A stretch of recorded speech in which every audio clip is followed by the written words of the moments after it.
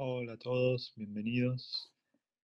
Esta es la segunda clase de la materia Toma de Decisiones 2020 y es la primera clase que le vamos a dedicar a una teoría que se llama teoría de detección de señales.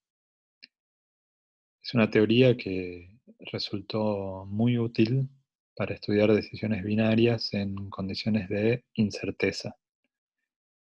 Surgió en otro contexto, en el contexto de un problema práctico muy concreto en los años 60 que tenía que ver con determinar la habilidad de un operador de radar para distinguir entre señales importantes que tenían que ver con distinguir aviones enemigos en un contexto ruidoso.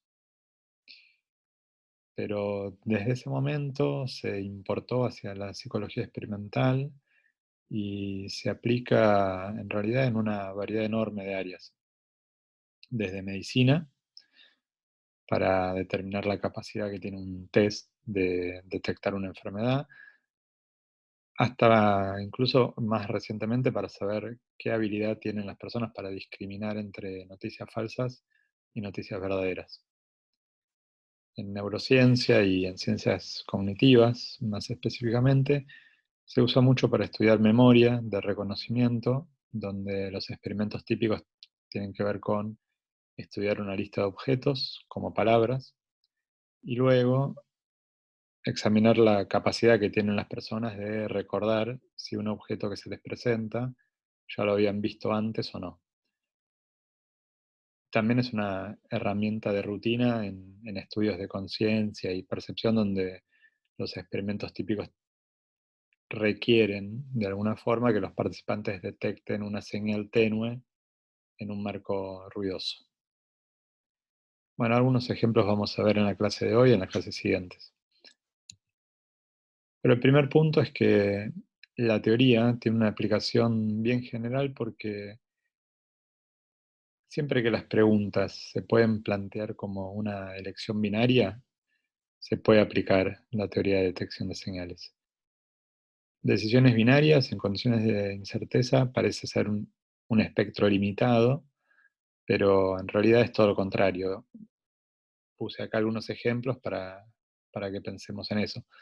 Por ejemplo, un juez que tiene que decidir si una jugada fue penal o no, es una decisión difícil, por más que exista el VAR, por más que lo mire una y otra vez, la evidencia que tiene es incierta. También tenemos el caso de un testigo ocular que tiene que identificar a un sospechoso de un crimen, o un animal que tiene que distinguir entre una presa que está escondida entre la vegetación, entre otros ejemplos, ¿sí? Pero lo que tienen todos en común es que son decisiones binarias en las que la información con la que se cuenta es ruidosa o incierta en algún sentido.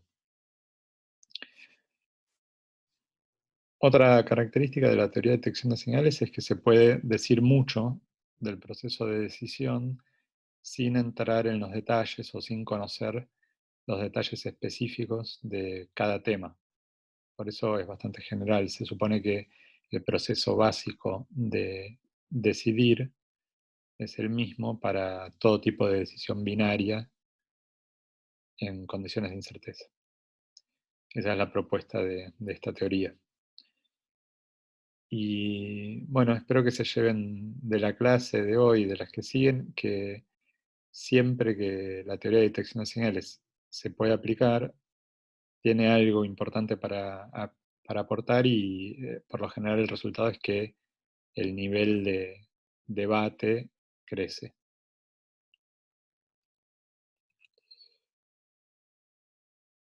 La idea más básica es la siguiente. Supongamos un experimento de psicología experimental en el que normalmente se le pregunta a los participantes que detecten un estímulo y queremos saber qué tan buenos son detectándolo. Bueno, una primera aproximación, que es también muy difundida y muy intuitiva, es contar cuántas veces aciertan, o sea, el porcentaje de veces que las personas responden correctamente. El problema es que esto confunde dos factores: sensibilidad y sesgo. Y la primera contribución fundamental de la teoría de detección de señales es lograr cuantificar y distinguir estas dos características del proceso de decisión. La sensibilidad es la capacidad de detectar una señal o distinguir entre dos categorías. Por ejemplo, en este caso, reconocer que un celular que tenemos en el bolsillo vibra o no vibra. D' es el parámetro que va a cuantificar esta habilidad de la persona para detectar la señal, como vamos a ver en un rato. Y el segundo elemento, que es independiente de la sensibilidad, es el sesgo en la respuesta. Esto significa la tendencia que puede tener un individuo a dar la misma respuesta muy seguido. Por ejemplo, en este caso, pensar que el celular está vibrando muy seguido, aun cuando no lo está. Esto puede ocurrir si, por ejemplo, estamos esperando una llamada importante y no nos cuesta casi nada verificar si nos entró una llamada o no, y entonces preferimos tomar el teléfono aunque la evidencia que tengamos sobre si está vibrando o no sea débil. Un individuo que hace eso decimos que tiene un criterio muy liberal. Y como vamos a ver, eso lo cuantificamos con el parámetro C, que si es muy liberal es negativo.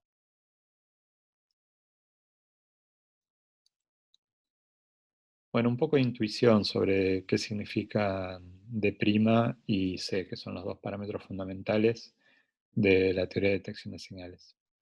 Entonces pensemos en este ejemplo que viene muy bien para entender la diferencia entre sensibilidad y sesgo. Supongamos que hay dos personas en un bar que están mirando al hombre que está en esta foto.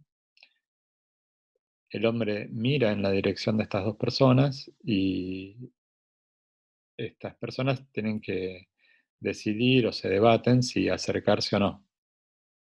Entonces las dos preguntas relevantes son si el hombre que está mirando para acá está interesado en mí, y si la respuesta es sí, si me levanto y voy a hablarle. Entonces supongamos que la persona uno tiene un D' igual a cero, o sea, su sensibilidad o capacidad de discriminar es nula. Y tiene también un criterio muy, muy liberal. En cambio, la persona 2 tiene una sensibilidad muy alta, tiene un D' de 4, que es un número alto para los valores típicos de D', y tiene un criterio muy conservador. Entonces, las preguntas son: ¿cuál de las dos personas contestará probablemente bien a la pregunta 1? Y la otra pregunta es: ¿cuál de las dos personas se va a acercar a hablarle? Si quieren, piensen un ratito, pongan pausa en el video si quieren, porque ahora voy a contarles la respuesta, que es básicamente que para detectar correctamente si el hombre está interesado hay que tener un D' alto. Si no, es imposible. Con un D' igual a cero, el nivel de acierto es el nivel de azar. Ahora, para decidir acercarse, seguramente hay que tener un criterio muy liberal, porque si uno es muy conservador, con la evidencia débil que tiene, no le va a alcanzar para tomar la decisión de acercarse. Entonces, un poco de terminología ahora que se usa en teoría de detección de señales, y es básicamente que vamos a construir una tabla como esta para cada individuo que tiene que detectar un estímulo. Si el estímulo está presente, se lo puede detectar correctamente y entonces tendríamos un hit. O bien puede pasar que no lo detectemos y entonces tenemos un falso negativo. Y análogamente, si el celular no vibró, pero nos pareció que sí lo hizo, es una falsa alarma, mientras que si acertamos, sería un rechazo correcto. ¿Está bien? Bueno, en el laboratorio, ¿cómo, cómo se usa la teoría de detección de señales? O sea, ¿cómo es la estructura típica de un experimento de detección? Bueno, en los estudios de memoria, de reconocimiento, por ejemplo, hay una fase de estudio en la que se presenta una lista de objetos que hay que recordar y luego se le presenta a los participantes una lista nueva, donde por lo general solo la mitad de los ítems aparecían en la lista de estudio.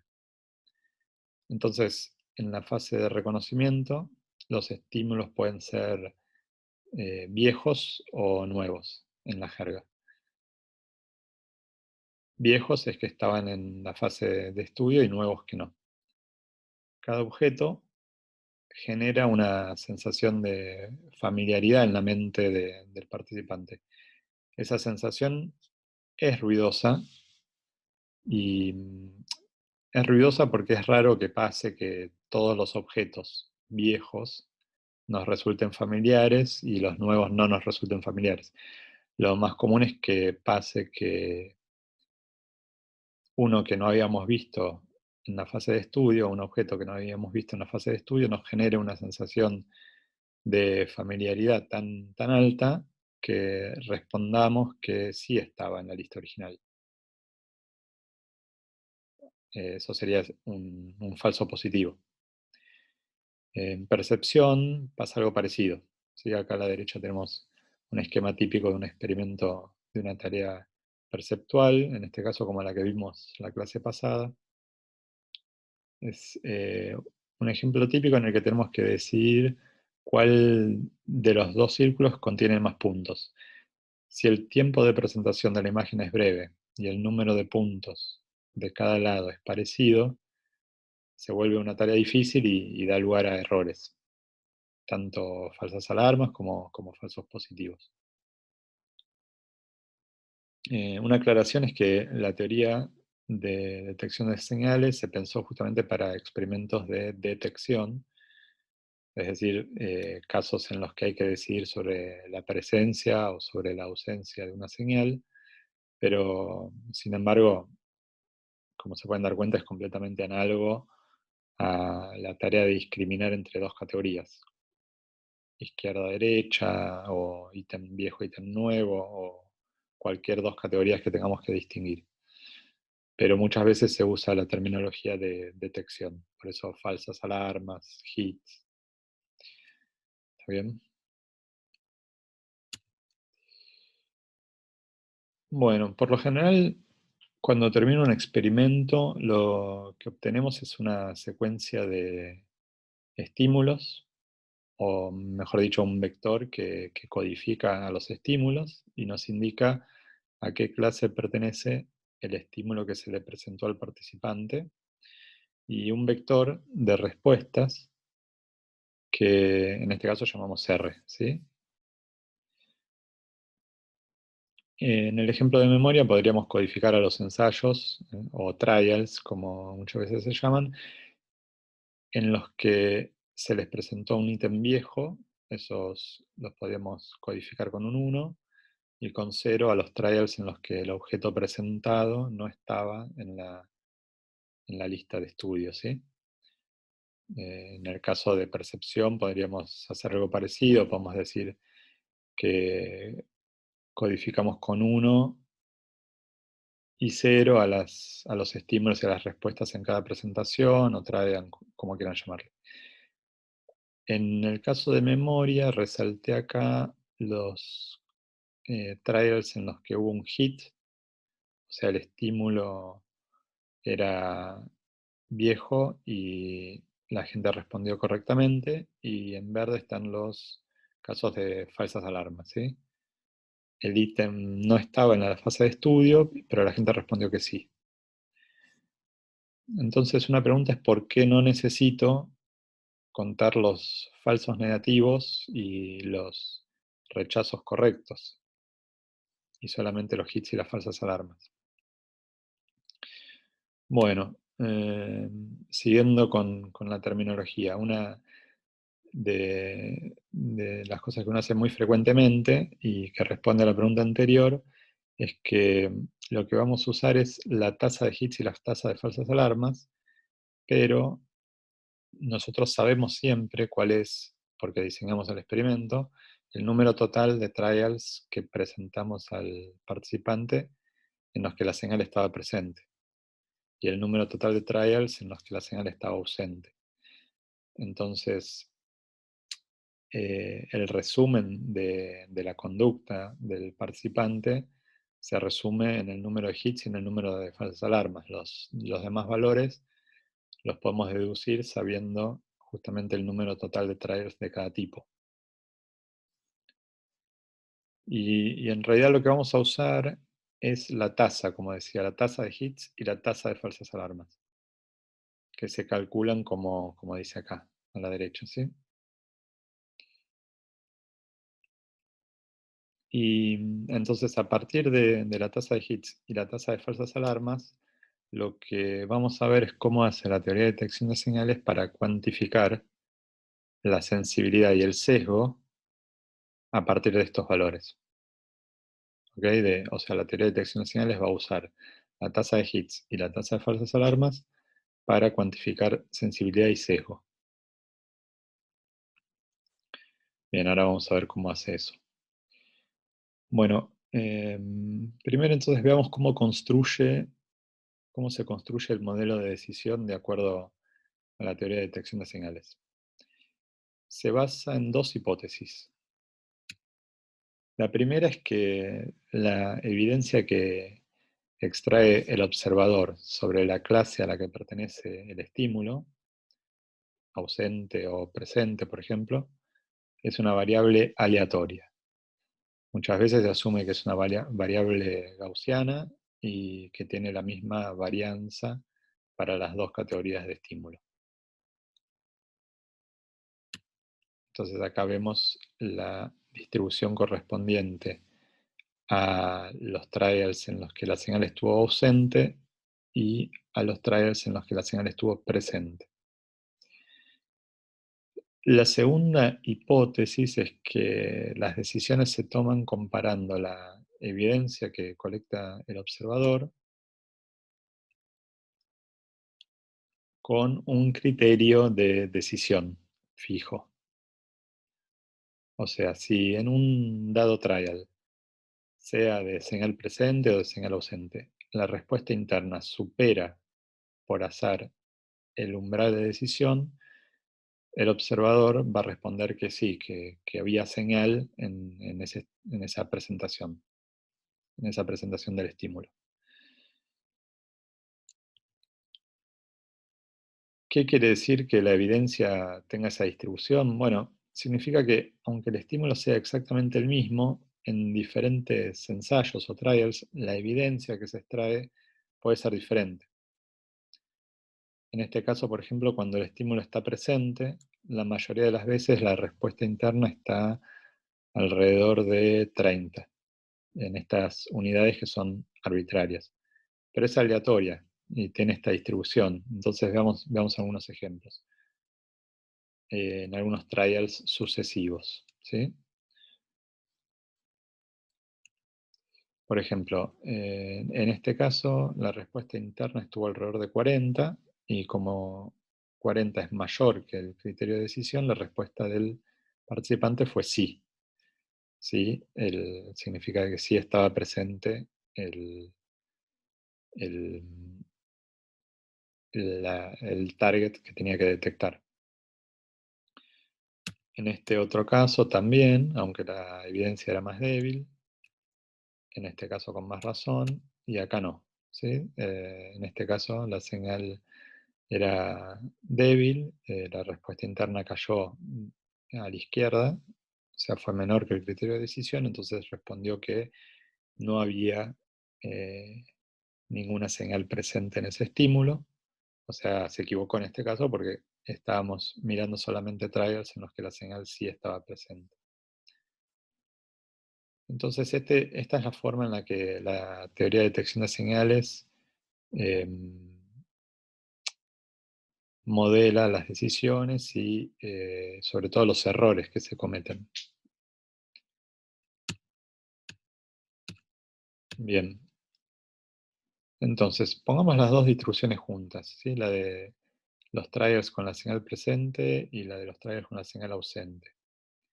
Si vemos las dos distribuciones juntas, lo que podemos ver es cuál es la tasa de hits y cuál es la tasa de falsas alarmas. Porque la tasa de hits es la fracción de casos en los que la respuesta interna, que acá llamamos X, es mayor que el criterio de decisión, ¿sí? Es lo que corresponde al área azul pintada acá. En cambio, la tasa de falsas alarmas es exactamente la porción del área debajo de la curva roja que está más allá del criterio de decisión, o sea, esta parte que está acá. ¿Sí? O sea, esta es la tasa de hits y esta es la tasa de falsas alarmas. Si las dos distribuciones tienen la misma varianza,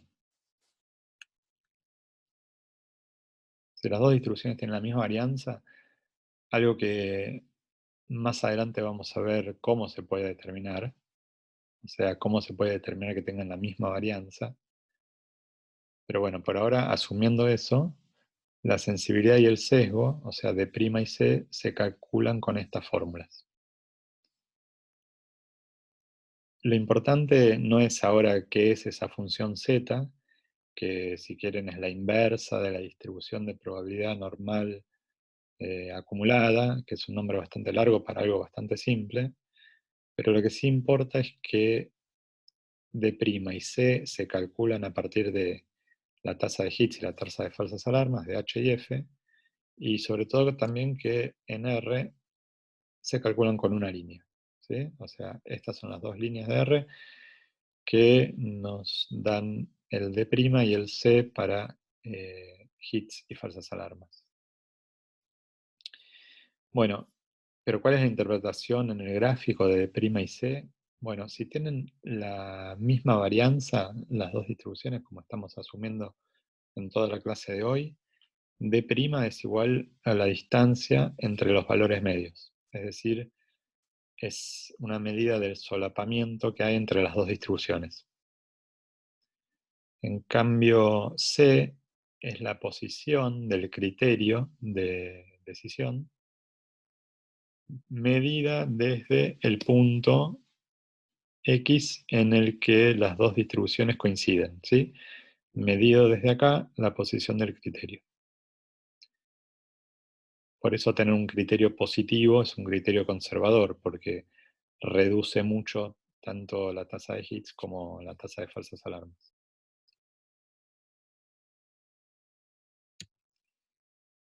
Bueno, acá vemos gráficamente lo que significa tener un criterio conservador y un criterio liberal. Claramente el número de hits aumenta si el criterio es liberal, pero el costo es cometer más falsas alarmas. Por otro lado, el solapamiento entre las dos distribuciones está dado por D', como decíamos, si D' igual a 0 en el extremo, sería el caso en el que las dos distribuciones son iguales y corresponde al azar. O sea, no importa dónde esté el criterio, el porcentaje de respuestas será 50 y 50. 50% de las veces vamos a responder que sí, 50% vamos a responder que no. O mejor dicho, eh, no es que vamos a responder la mitad que sí, la mitad que no, sino que no, si D' es igual a 0, no vamos a poder distinguir entre las dos clases de estímulo, entre ruido y señal, ¿sí?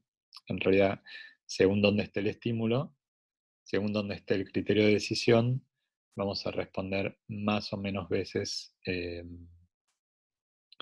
sí o no. ¿Ok?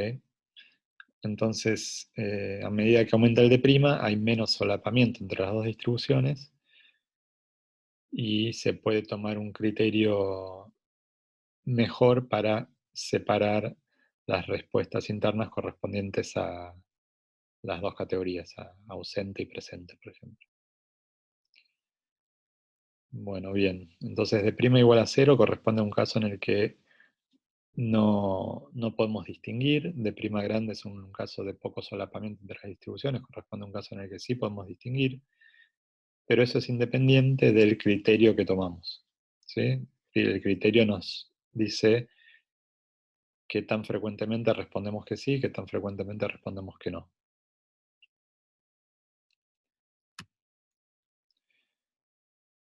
Bueno, y para ir cerrando, quería retomar la pregunta de por qué conviene usar de prima y no el porcentaje de respuestas correctas para cuantificar la habilidad de alguien para detectar el estímulo. Bueno, o para discriminar entre dos categorías de estímulos, si quieren más en general. Entonces, imaginemos una persona que hace un experimento típico de detección, pero que dura 2 días. En el día 1 completa 200 trials y se obtienen estos resultados.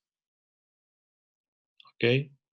100 trials completó en los que el estímulo estaba presente y también hubo 100 trials con estímulo ausente. Y acá está la tabla con la respuesta de este individuo eh, en cada uno para cada uno de los casos, ¿sí? Perdón, acá que dice otra cosa. Bien, con estos valores podemos calcular el porcentaje de respuestas correctas, que en este caso nos dio 74%. Ahora, el segundo día, esta persona repite exactamente la misma tarea, pero cambian los incentivos. Ahora le dicen que por cada falsa alarma que comete, se le descontará, por ejemplo, 1 peso de los 200 pesos que le iban a pagar por participar en este experimento. Pero además, por cada hit solo se le descuenta 10 centavos. Perdón, solo se le paga extra 10 centavos. ¿Ok? Entonces, lo esperable es que la persona se vuelva muy conservadora. O sea, que cambie de estrategia para reducir las falsas alarmas que le hacen perder plata. Y como ven, efectivamente lo que vemos es que la tasa de falsas alarmas se redujo de 25 en el día 1 a 7 en el día 2.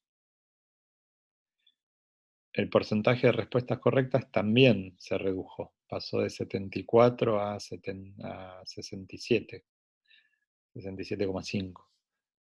Sin embargo, si lo piensan, no hay ninguna razón para imaginar que la capacidad de la persona para detectar el estímulo pudo haber cambiado.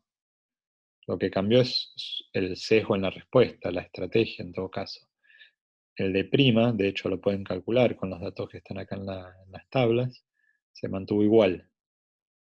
Y bueno, esto es lo que dice acá abajo, que la teoría de detección de señales es la mejor manera para disociar lo que es la capacidad de hacer una tarea correctamente, de discriminar dos estímulos o de detectar la presencia de un eh, target, de una señal, distinguir eso de lo que es el sesgo, ¿sí? Es la mejor manera de hacerlo, porque si uno se fija solamente en el porcentaje de respuestas correctas, eso puede cambiar solo porque cambió el criterio de decisión. ¿Ok?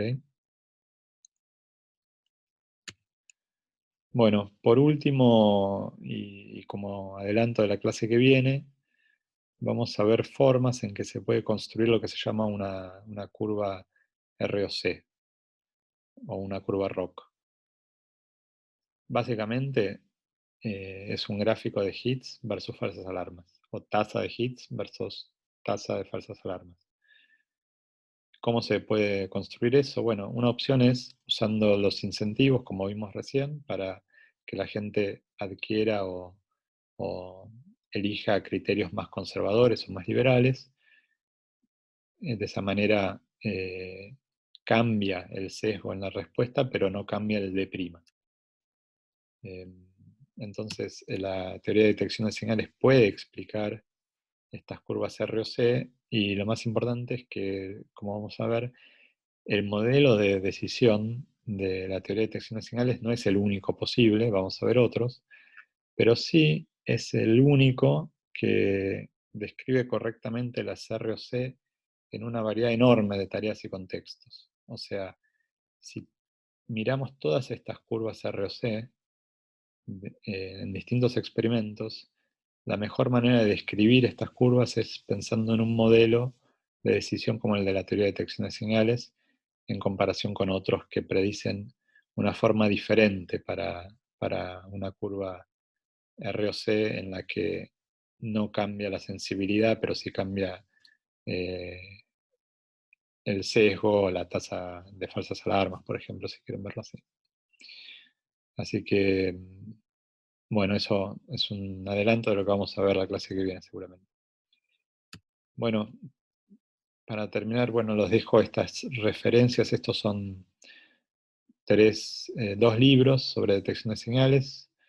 Eh, lo que vamos a ver en todas estas clases que siguen podría estar en los capítulos 1 y 9 de Weekends o del 1 al 4 del libro de Macmillan.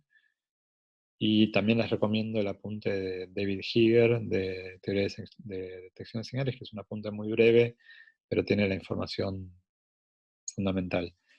Y si les interesa también la aplicación de la teoría de detección de señales, que podría verse como un caso particular de la teoría de decisiones bayesianas, más adelante vamos a ver eso, pero una aplicación de esto a